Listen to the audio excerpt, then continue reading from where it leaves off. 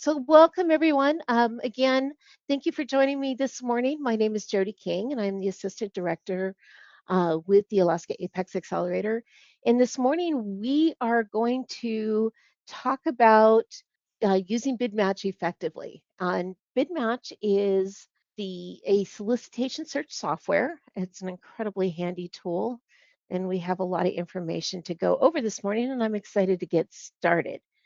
And if you're not familiar with our program, just came across an advertisement for the webinar itself, just a quick reminder that our program, the Alaska APEX, is one of 96 other APEX accelerators across US, Puerto Rico, and Guam.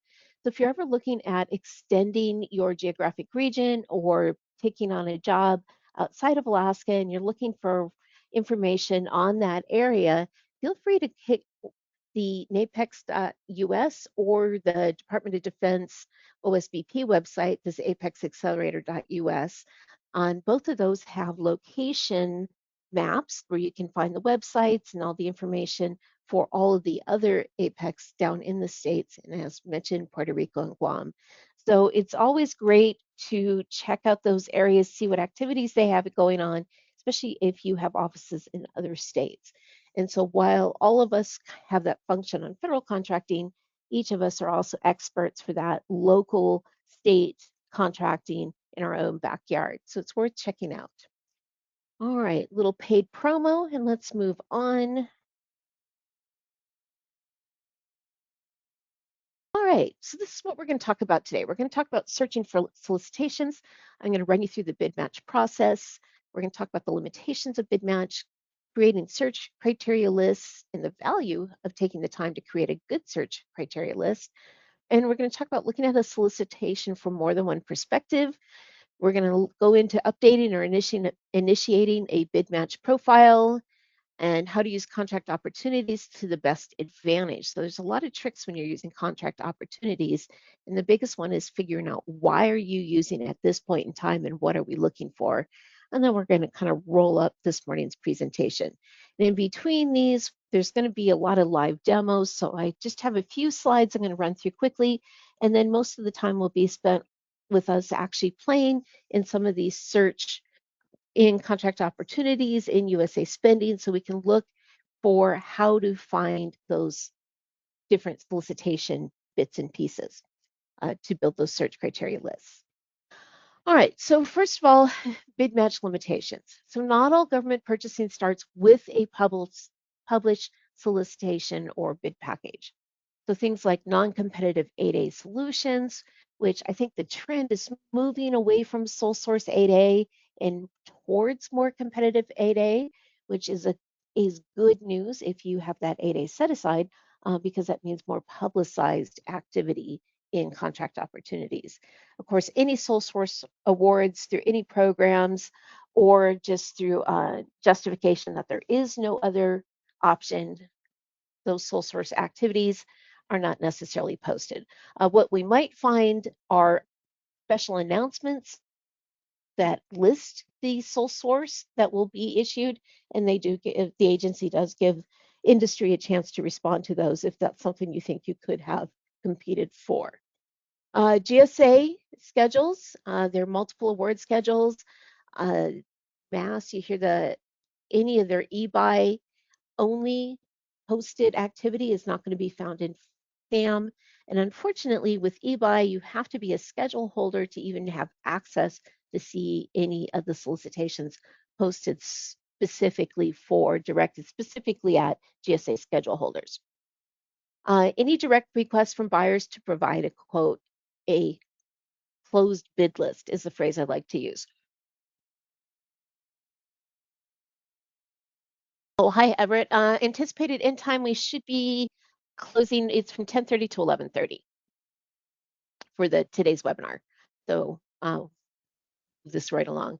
So when we're talking about a closed bid list, how many of you replied to a sources sought? And that how many of you thought, well, I don't need to reply, I'll wait for the solicitation to pop out? That's one thing a contracting officer can do, is they can just use the information of those who responded to a sources sought and decide that those are the individuals that they're going to reach out to and see if they want to submit a solicitation and not have anything else posted. So just something to keep in mind. Of course, that depends on the complexity of the solicitation and other factors, but it can happen. So again, that's what we would call a closed bid list. Delivery under orders under an existing IDIQ contract aren't going to necessarily be publicized.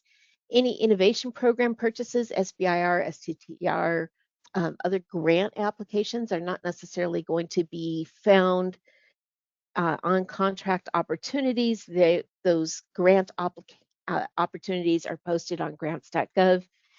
And last but not least, if we just had bad search profiles leading to poor results, the search criteria was either too insufficient or too restrictive. And it's surprising how easy it is to make it too restrictive, thinking that we're putting out a good list of things to look for. And we didn't review the search criteria. How is the agency coding and naming the solicitation? What terminology are they using? What NAICS codes? What PSC codes? And who are the agencies? Where are those agency locations for exactly what you do? So if you have a very specialized industry, it could be that there's only one or two places within the hierarchy of that agency where we're going to see solicitations posted. And if we're saying we're only going to bid in a geographic restricted area such as Alaska, then we might have difficulties finding those solicitations. More on that in a moment. Okay, so let's talk about building good solicitation search. Before we dig into that, I kind of want to go over how BidMatch works. So BidMatch is a solicitation search software that has a bot that goes out and captures new articles based on your search criteria. And these searches go out through federal, state, and local opportunity. And there's well over 200 different websites, or even more depending on the state that you are wanting to find opportunities with. And it captures any new article, and an article can be an announcement, a special announcement. It can be an award notice. It can be, hey, pre-solicitation notice, a solicitation itself, or even an amended solicitation, or any information that the agency wants to push out to you. Notice of events, small business events, procurement forecasts are often published through contract opportunities, but any of those type of activities that are pushed out for industry and they're posted on the websites, then BidMatch can capture that. It is a two-pronged search, so it's looking for a filter where it's hitting at least two of your search criteria so that it can better filter and get you the things that you are more interested in. So common words like administration or design, if not further filtered, such as computer design or construction administration or building administration, can result in overly broad searches. So you get a daily email on the days where an article is found and the software's wanting to bring that to your attention. You can see here where I've highlighted BidMatch, and these are all hyperlinked where you can go to your page. It is all web-based software. Or if you just want to look for activity for that date, and again, it has the same link for the My BidMatch. I just shorten it to BidMatch out of habit. And if we just click on the date, we can see these activity. In the email, you're going to get a fast synopsis of everything that was captured. And you can see the area that I've kind of highlighted here in the yellow, these federal service groups or federal supply groups, these letters or numbers. And one of the documents that I've uploaded in our BidMatch sheet has a list of those. If it's a letter, it's assumed to be a service. If it's a number, it's assumed to be a supply. So we get a quick, what is it? We get the agency, we get the agency's description, and then in parentheses, the agency itself.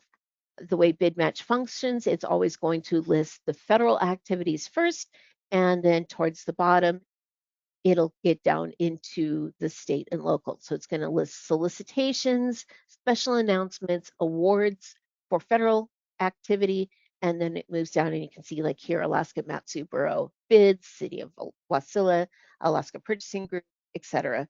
and through. So you can kind of get an idea of what's going here. The idea is that we see this email, we see if there's, hey, this yellow ribbon, that's something I might be interested in. I know it says Texas. We'll just pretend it says Alaska for today. But something I'm interested in, we can click on today's date, or we can click on My BidMatch to go to our homepage. This is the homepage. And again, you can just see if you want to get a trend of what's going on for the volume activities. We can click on the date again. Before we do that, I just want to point out that you can always tell that you're in your profile by the name, and then you'll have the client and number that's assigned to you in our client database. So you can make sure that you're on your software. We do have access to your profile, so we can tell if you are actually moving from the email to the website itself. Because if we click on any of these activities, you can see it gives a date and time and when that was accessed. So we can tell if you're actually getting into the software itself. So we click on the date, that June 24th, and this is where it starts breaking it down. Now, the further we go into this listing, the more information that we get. So we can again see the source for the agency, and I have it broken. This green is all of the federal, this red is all of our state and local. Here we have those same federal supply groups, so we can see how it's classified, the title, and handily we have keywords, the combination of our search criteria that allowed the software search bot to bring that information to our inbox. Now, obviously, this front page here is just for the Alaska APEX Accelerator profile. And honestly, our only key search is Alaska. For our program use, we want to see everything coming in. To give you another example of here what this looks like for an individual profile, is you can see the keywords here, management, road permitting, and of course the asterisks are the wild cards that allows that suffix to change. So like construct, construction, constructor, constructing, etc. So we can see how the NAICS codes are pulled in and keywords. So if we're looking at this as just a quick scan and we're seeing things that don't really fit what we're for, we can look over here and see, well, how is it being pulled? Is it our keywords or possibly like this one, construct parking structure? Uh, is it just, I'm sorry, this tracked fire retardant? Is it just because that particular NAICS code? Do we want to look at that or do we want to add other search criteria that is more, that further defines other than just that NAICS code? That gives you example. And it's really nice to be able to use this information to see if we're getting what we're looking for because we have the right search criteria. Okay, so back to our example one, we say, hey, yep, I'm interested in one of those activities. And we can click on that activity itself and it gives us to that individual listing. And this is how that individual listing is broken out. So now we're starting to get more information than what was provided on your email. The email just gives you the list, that header, looking at the individual article information, it's going to give you the synopsis. The bad thing about BidMatch when you're looking at that synopsis review is it just kind of chunks everything together and it's still not the full picture. So the best practice of using the software is setting aside a time and building a routine where maybe you give yourself 5 minutes in the morning when you're going through your emails. If you identify anything, click on the link, go to the website, pull up that activity, and again, you can see the agency. This first line is always the title. Got the due date here for most of them. It just depends on some of the state activities. You might not get as much information as you do from contract opportunities. But then the trick is to click on the URL, and it's always at the bottom of the synopsis paragraph. Go to the site itself and log in and then just click watch this opportunity.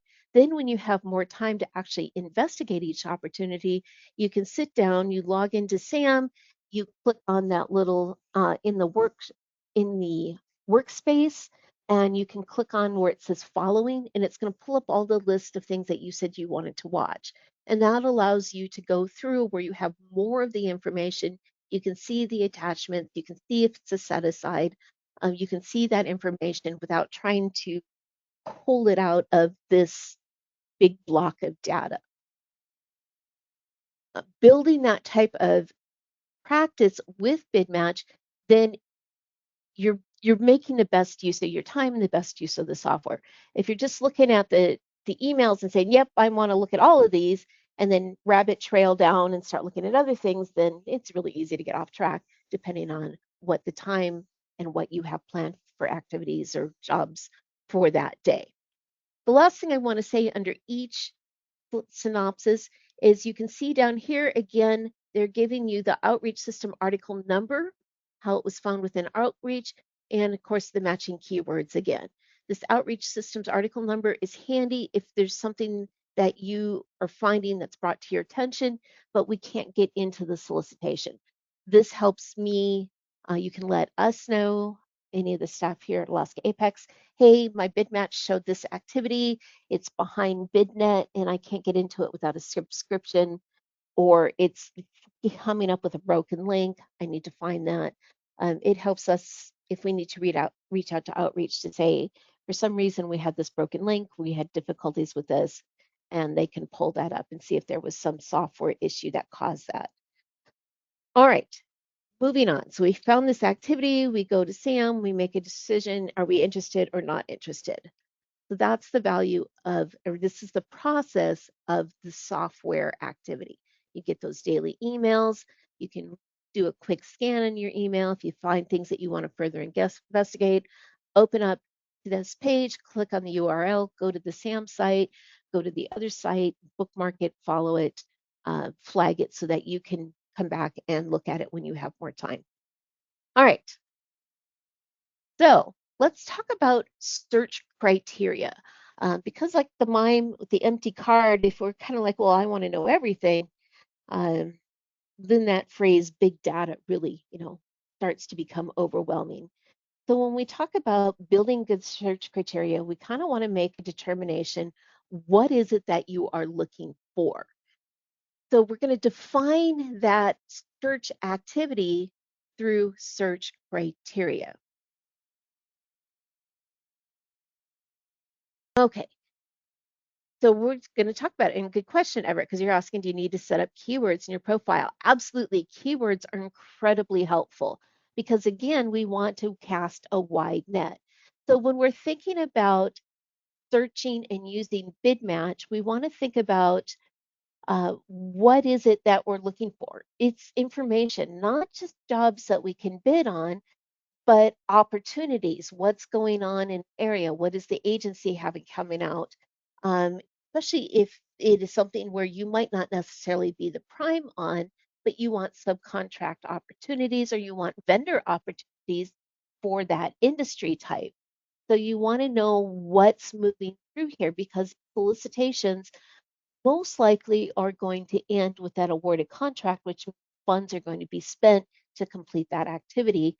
And it's nice to get into that supply chain for that activity, if not directly involved in the scope of work itself as the prime or as a subcontractor. So when we're talking about search criteria and getting information, we want to think a little bit bigger than just on, is it something I want to bid on? Especially if you want to look at geographic areas outside of where you are currently performing and you want to add additional states because you want to kind of see, well, what's going on in that government arena in these other locations. So building search criteria, it's again, what are you looking for? And we're going to do this through keywords. How are you defining that business? And great source for developing keywords is one, look at your website, look at competitors' websites, go into the NAICS website, the censusbureau.gov, and look at the NAICS description, look at the examples that they provide, and look at what they say for cross references for things that are similar to, but don't quite fall under that specific NAICS code. So that website provides a lot of great information, a lot of great examples of what work activity falls under that NAICS code, and that gives us a great source of developing keywords. We can also go and look at our competition through SBA's small business search, and I have the link here.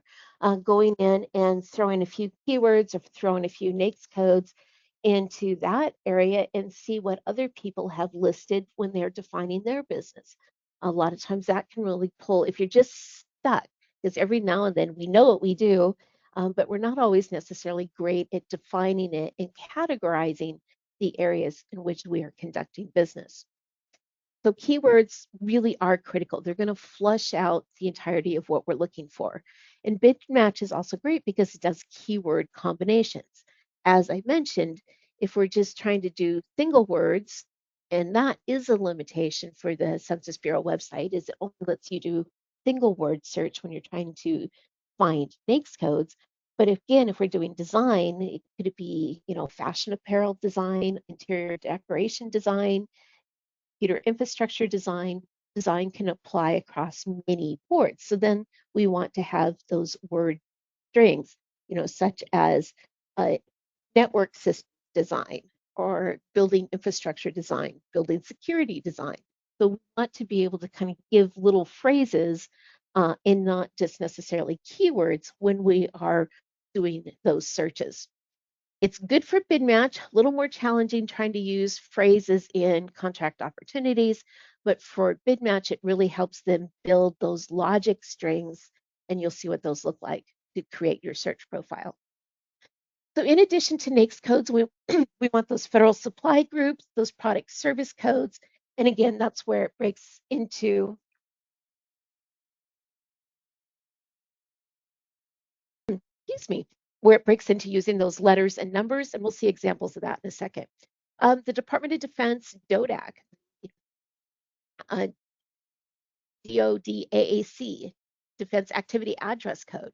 We can come in and do a search looking for, say, JBEAR contract activities. We can put in FA 5000 as a search criteria, and we're going to get all contract activity for that specific contracting office, or the Corps of Engineers, which is something similar to WKB 911, 91.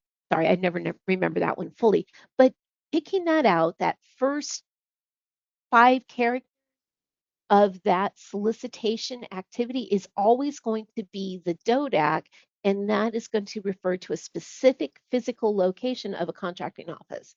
So say we're trying to reach someone within that office, we don't know if they're not there or not. We pull up all of the contract information, all the current contracts for that location.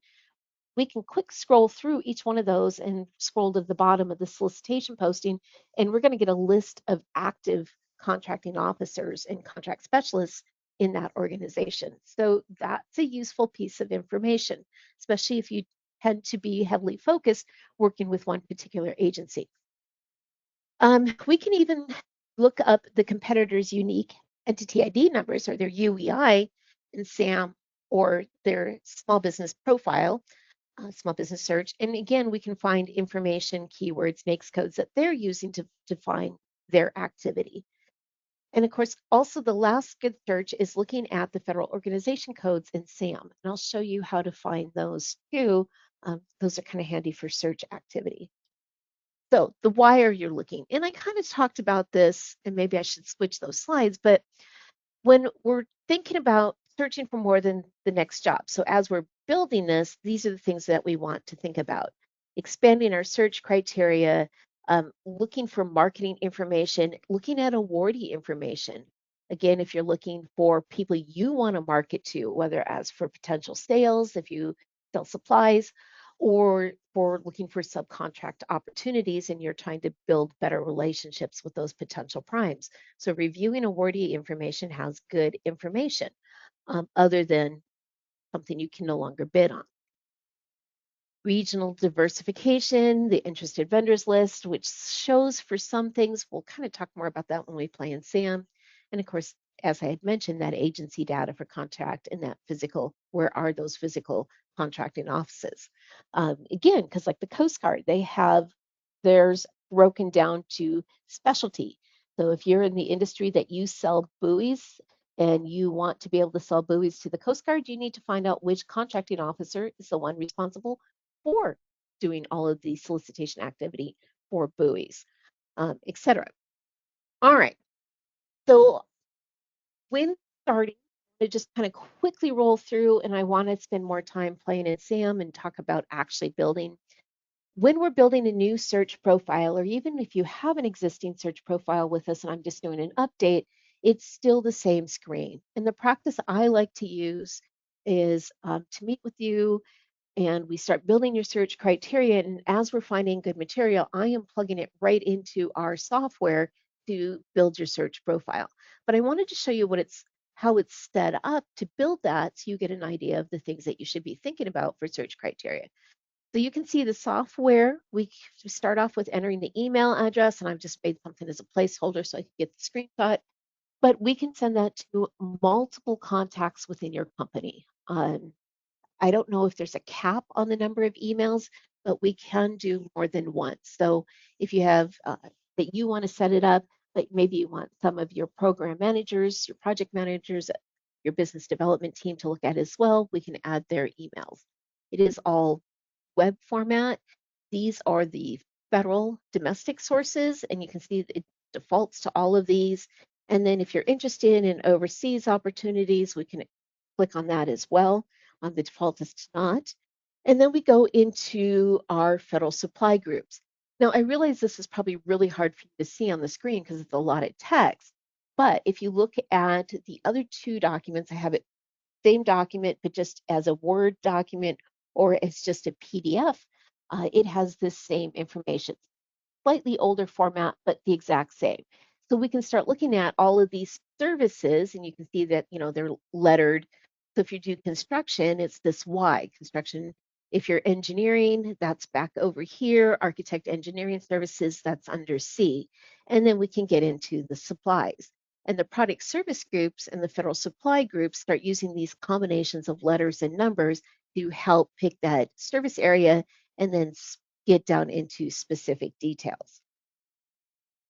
We then pick our geographic location, and the one thing I don't really have showing on the screen is on this drop down, I can pick like Northwest, west of the Mississippi, east of the Mississippi. We can do big geographic blocks.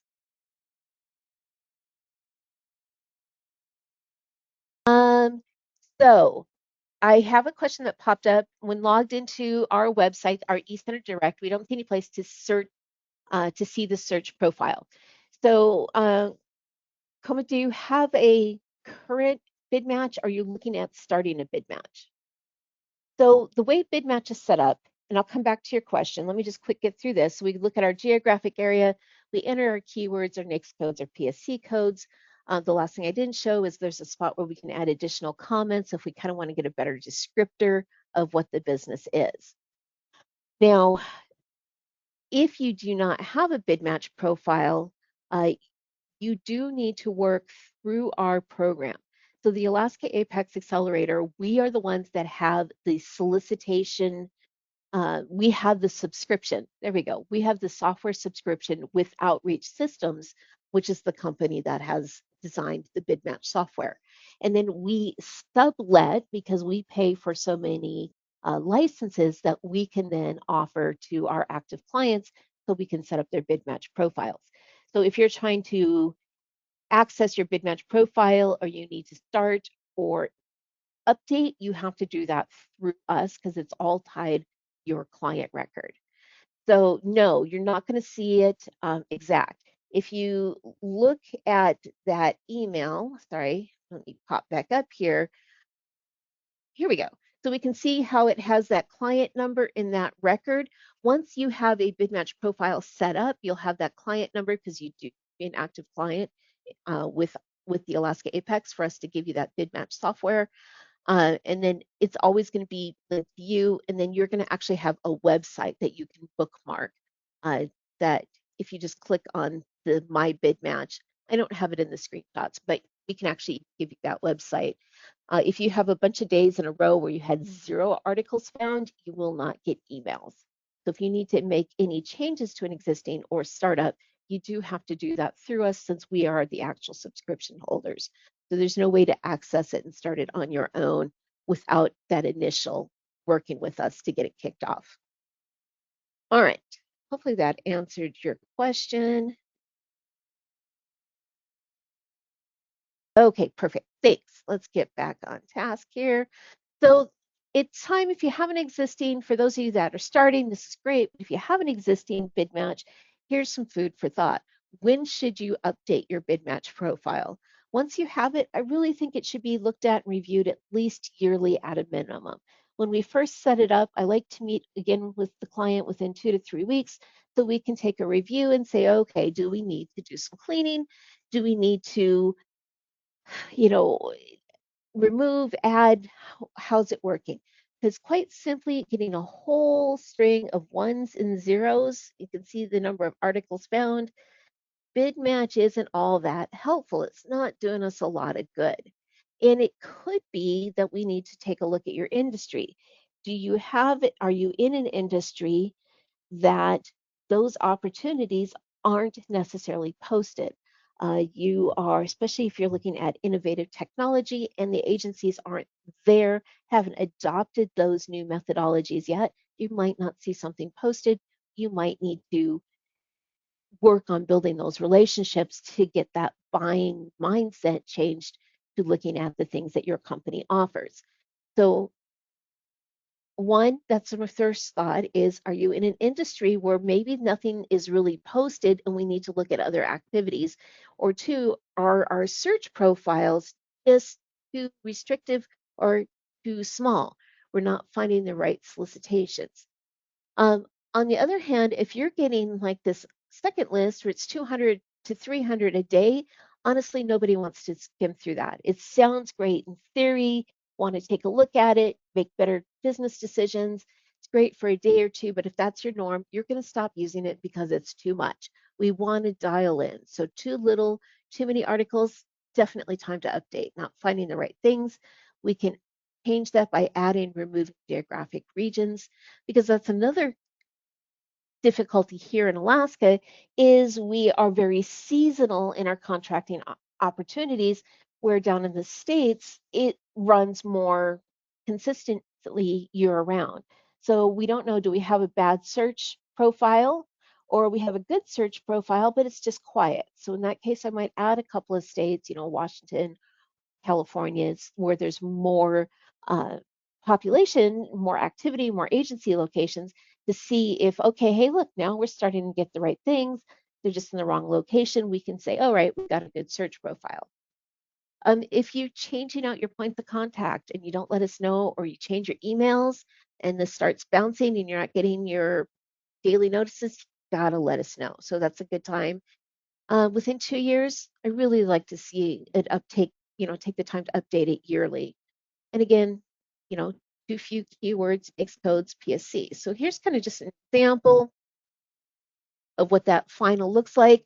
And this really, I did pull it out of, you can see the this is it. This was their entire 2 strings of activity. Here's a healthier search.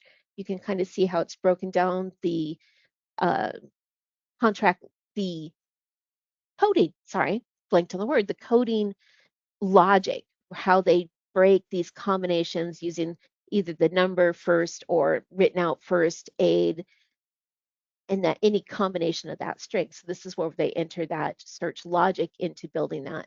And of course the NAICS codes, and then they take the title of the NAICS code.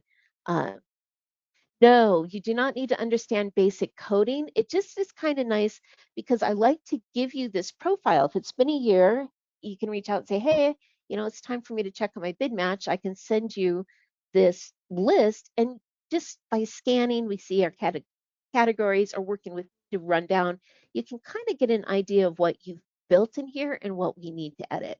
Same thing over here. You can tell this individual, just they're talking fiber, telephone, telecommunications, construction, cable splicing, facility repair. We can kind of tell what industry they're in. So I just wanted to give a couple examples. All right. So before I talk ourselves out of time, let me actually open up some websites and get into what I'm talking about when we're looking for good building good search criteria. All right. So USA spending I like to use. I like to use contract opportunities, but let me get out of here. Bear with me. I'm sorry I spent so much time trying to get the software running. I didn't get to preload the websites, but we'll pull those up now. All right, so let's start with just simply sam.gov. There we go. Google and its helpfulness isn't always helpful. So I can do some searching without signing in, but it's a good habit to go ahead, get yourself signed in, just so that if you see an activity, you can click the follow on it. Get this pulled up here. All right. When we're searching in contract opportunities, first of all, it's really important. We're going to click with the search and you want to pick your domain. Now, Sam will tell you, you can just start plugging in things. You can see it's giving you a few keywords. You're going to get better results if you start looking in your domain. So if we're looking for contract data, we're going to go through and click contract opportunities. And you can see since the Federal Procurement Data System, FPDS, is no longer in existence as a legacy website, it's kind of been moved, that functionality, under SAM. So if we want to just search for awards or subcontract activity, we'll have to further select in the domain. But just looking at contract opportunities and kind of understanding how this is set up. Here's your start point. We can just come in, do a generic term such as construction. Now, when you're trying to build and start with keywords and NAICS codes, don't get too hung up on where the solicitation is posted, where that place of performance. Because if we come down here, and depending on the time of year, we know right now it's summer here in Alaska, this is construction season. How many jokes are there that, we don't have, how many seasons that we have, winter and then construction season? We can come down here and we can come into the place of performance and restrict it by territory. But then again, we might not see a lot of construction solicitations because we're far enough into the construction season and we're now rolling into that fourth quarter unless we're doing some last minute spend down. The high point for looking for construction is usually March or April. Yeah, I would actually even say February, March into April is probably the key point when they're trying to get these solicitations out so that they're all awarded in time if you're in a construction industry. So kind of understanding your industry and when they have to get these contracts in place. If you do snow removal, October is the hot spot when you're going to see all of the snow removal contracts hitting because they want to get those in place by the time the snow flies. So keep that in mind. So sometimes adding the state just is limiting the data that we want to use. Because what we want to do is we know construction's a great keyword, but we might want to break it down into what type of construction. So we can just looking at the titles, well drilling, trunk cable, capability trunk, NASA, or I'm a pronunciation today, cyber repair. We can kind of get an idea of what's going on. We can see which agencies are posting. But what we want to start looking at is how are they defining the activity? So let's look at this one just because it pulled at the top. And so again, we're thinking construction, we've got some information. So remember when I had mentioned the DODAC and that solicitation, it's going to be this first string, usually up until the year code, and then that's the activity.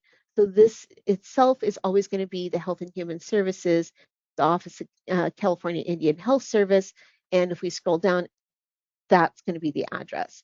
What we want to start looking at is how are these activities classified? And we can see we have these NAICS codes, 237110, and here's where we start to see these product or service codes, this Y1 QA, construction or restoration real property. And so this is where we can start pulling information and building our search criteria from how is this stuff classified? Because construction is a really broad term. And sometimes even in the description, such as, I wouldn't say I would copy this entire phrase, but just even as well site drilling, as opposed to just the word drilling, if this is the industry that you work in. So sometimes looking at the activity itself, just kind of scanning it, it might give us good keyword strengths. Let me see if I can get medical. So again, medical, we can see how it has the numbers, then most likely it's going to be in equipment. 655 dash repaint water tower. Well, it's hard to get string here. 6515 equipment. Again, medical is such a broad term. Are we looking at supplies? Are we looking at services? The document prep services. So it's really amazing sometimes how it's coded and how we can go in and pull that information. Let me get something a little better here for purposes of anybody want to throw any keywords in the Q&A box. Happy to use yours as an example. Engineering is one I often use. Wiring. Everett is quick on the keyboard today. Okay, so wiring, it can be telecommunication, it can be electric, it can be all kinds of various things. It can be supply, it could be installation. So wiring of itself can actually be pretty broad, but we can start looking at the types of things and how are the codes used for that. So here right off the bat, we have this HVAC, we have telecom. Here they're purchasing, we can see, this is an award if we go in and dig, we can still find the solicitation, wiring harnesses, cable assemblies. You can start to see how it's pulled in. So if you are a company like Granger or Alaska Industrial Hardware, yeah, this is the type of thing you're looking at. If you are a service provider, such as an electrician, or you are the line pulling, then absolutely we can start about bringing these and adding to those descriptions. So what we want to do then is really go in, and again, if you notice, I'm not looking at where this is, maybe a glance at the agency, but I'm looking at this, how is the agency coding that activity? So again, that's specialty construction, the power, communication line, and related structures. The subnet, IT and telecom. So again, if there's an awardee, is that solicit? Yeah. If we have an award announcement, then the bid's already closed. So like this particular, so the solicitation came and went, and you can click back through here and see the solicitation details, but they're in that pre-award. So this is kind of that notification. This is the individual that's the award recipient.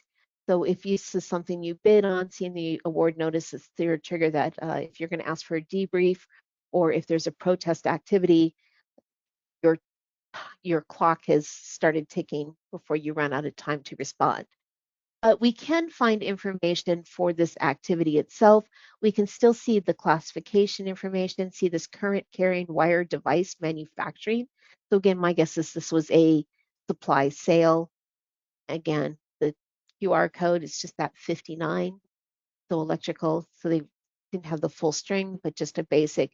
And we can always look at the company. We can go in and just do a search on their UEI information if you want contact information or you want to do what other awards that they have. So yes, there's information that can be pulled off too. Not as much necessarily other than the contact information for purposes of building search criteria, but there is information that you can glean if you want to search.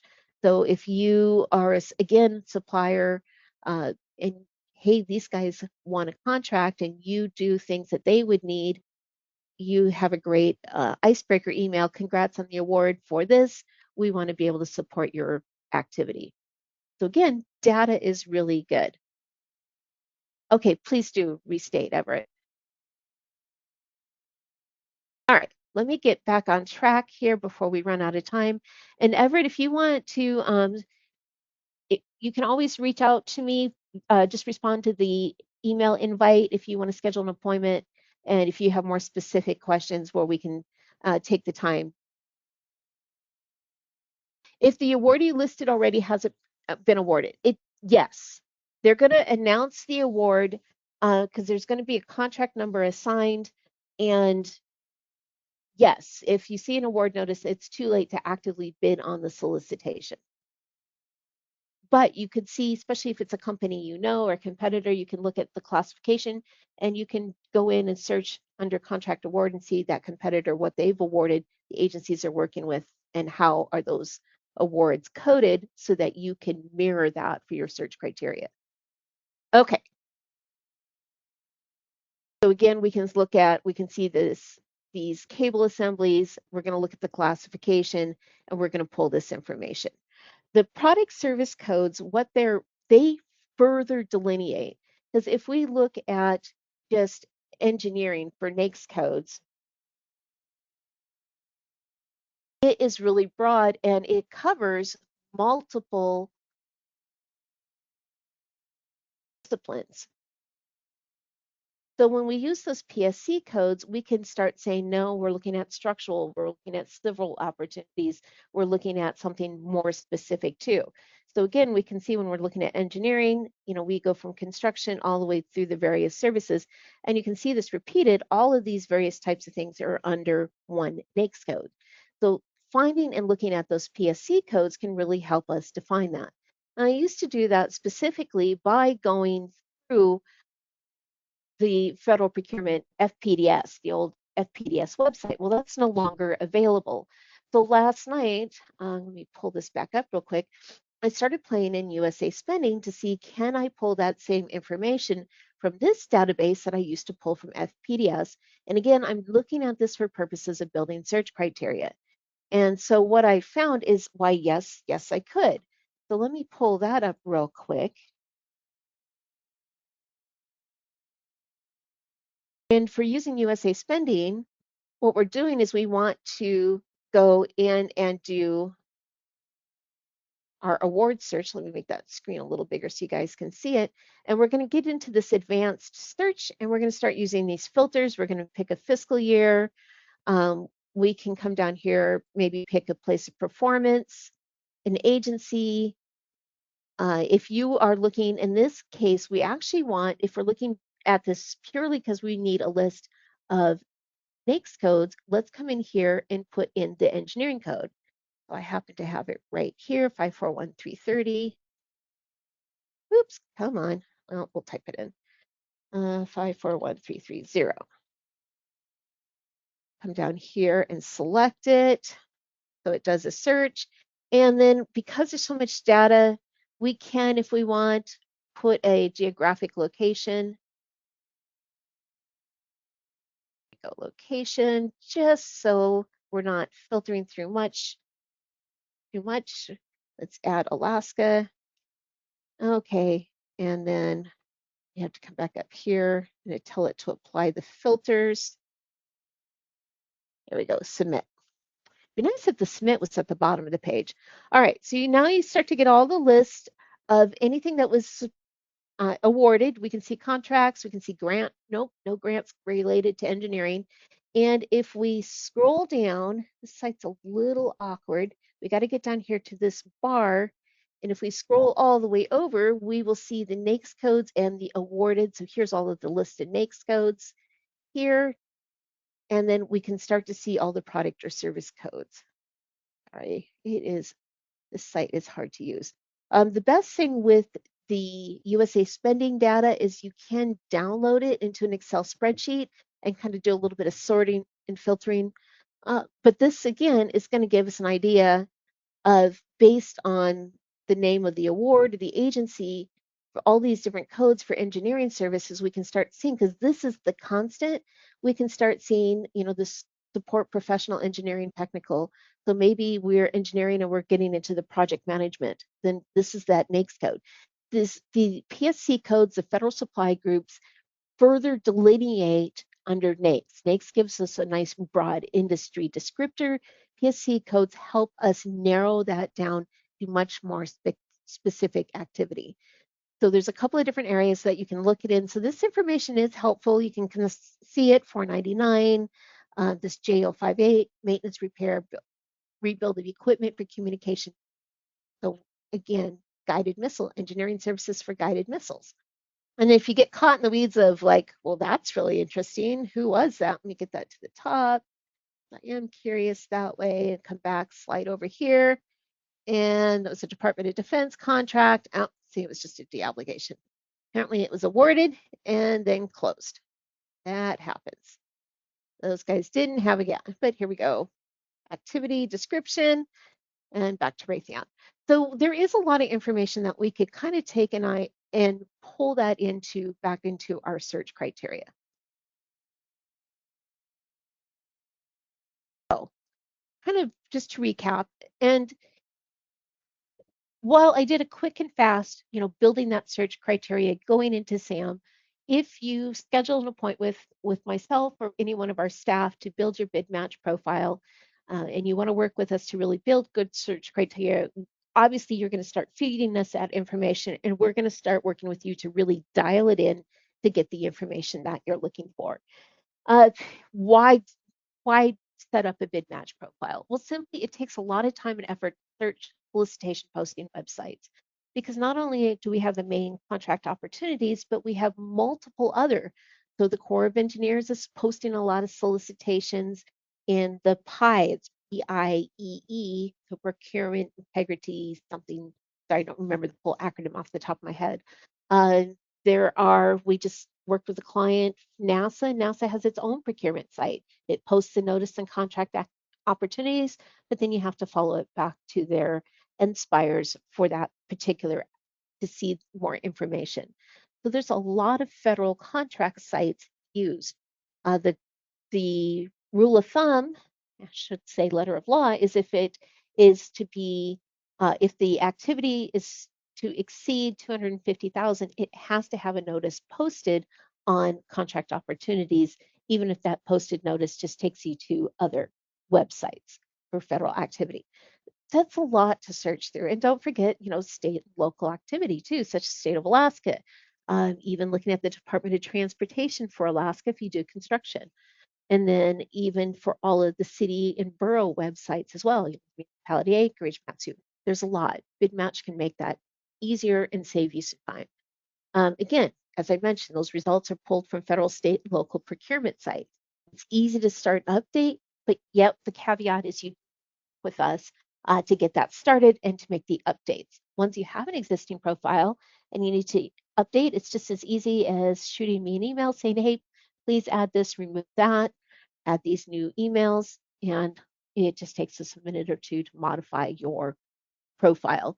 And then those results are implemented on the very next search day.